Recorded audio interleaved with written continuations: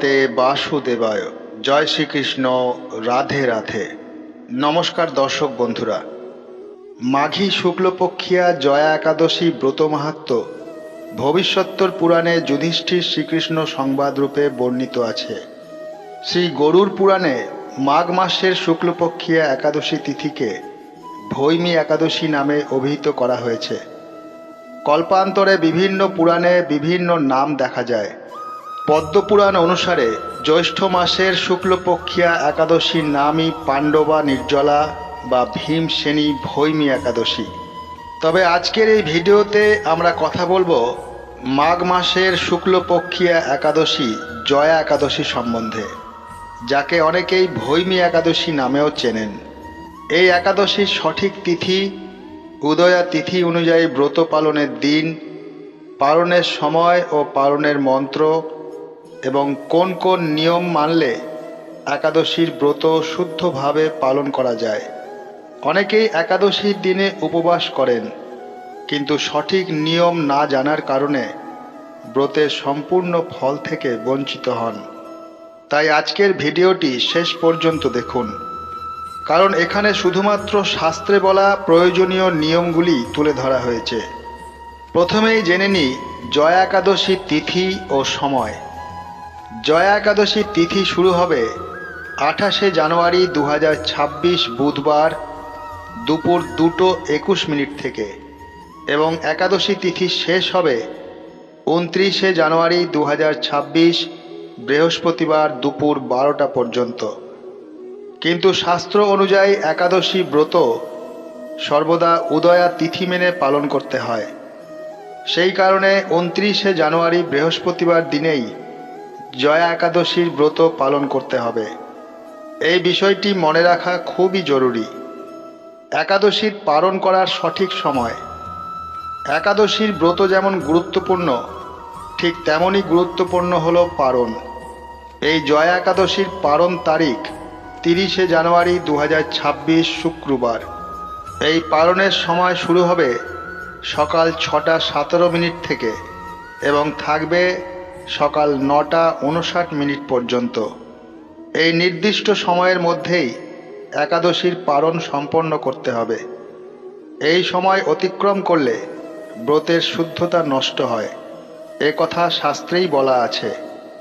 স্কন্দ পুরাণ, কূর্ম পুরাণ, মৎস্য পুরাণ এবং হরিভক্তি বিলাসে স্পষ্টভাবে বলা হয়েছে একাদশীর আগের দিন অর্থাৎ দশমী থেকে দ্বাদশীর দিন পর্যন্ত কোনো রকম আমিষ খাবার গ্রহণ করা যাবে না। এটি শুধু একাদশীর দিন নয়, বরং 3 দিনের সংযম।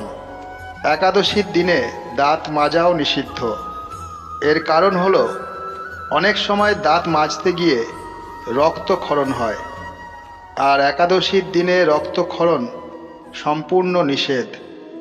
এই দিনে মুখ পরিষ্কারের জন্য শুধুমাত্র জল ব্যবহার করাই শাস্ত্রসম্মত নিয়ম। দশমী থেকে দ্বাদশী যে আচরণগুলি বর্জনীয় তা এবার আলোচনা করলাম। শাস্ত্র অনুযায়ী দশমী, একাদশী ও দ্বাদশী এই 3 দিন কিছু কাজ সম্পূর্ণভাবে বর্জন করা উচিত, যেমন মিথ্যাচার, অতিরিক্ত ব্যায়াম, দ্রুতক্রীড়া বা জুয়া খেলা, নেশাজাতীয় দ্রব্য গ্রহণ, মৈথুন। এই নিয়মগুলি মানা একাদশী ব্রতের গুরুত্বপূর্ণ অংশ। একাদশীর দিন কাঁসার পাত্রে খাবার গ্রহণ নিষিদ্ধ। শাস্ত্রে বলা হয়েছে কাঁসার পাত্রে আহার করলে ব্রতের শুদ্ধতা নষ্ট হয়। তাই এই দিনে খাবারের পাত্রের দিকেও বিশেষ নজর দেওয়া প্রয়োজন। একাদশীর দিনে কিছু করণীয় কাজ, যেমন একাদশীর দিনে শ্রীবিষ্ণুর সহস্র নাম জপ করা বা শ্রীমদ্ ভাগবত গীতা পাঠ করা এবং একাদশীর ব্রত মাহাত্ম্য শ্রবণ করা। এই সকল কাজ না করলে একাদশীর ব্রত অসম্পূর্ণ থেকে যায়। উপবাস কেমন হওয়া উচিত? যদি শারীরিকভাবে সক্ষম হন তাহলে সারাদিন নির্জলা উপবাস সবচেয়ে উত্তম। তবে অসুস্থ ব্যক্তি, বয়স্ক মানুষ, শারীরিকভাবে দুর্বল ব্যক্তি তারা ফল ও মিষ্টি আহার করেও একাদশীর ব্রত পালন করতে পারেন। ভগবান ভক্তির দিকেই দেখেন, কঠোরতার দিকে নয়।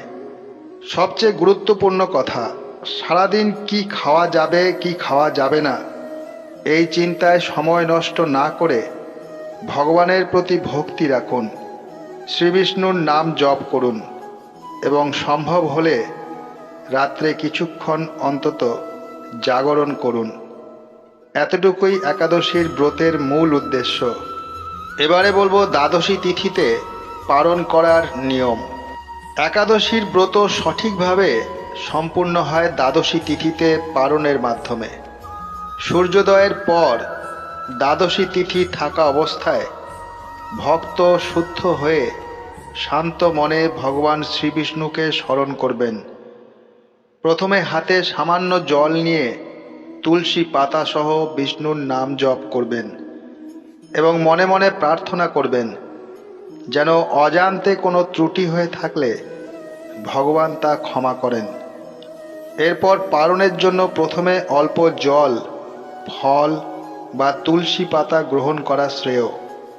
পালনের সময় কিছু মন্ত্র পাঠ করতে হয়, সেই মন্ত্রগুলি এবারে আপনাদের সামনে তুলে ধরলাম।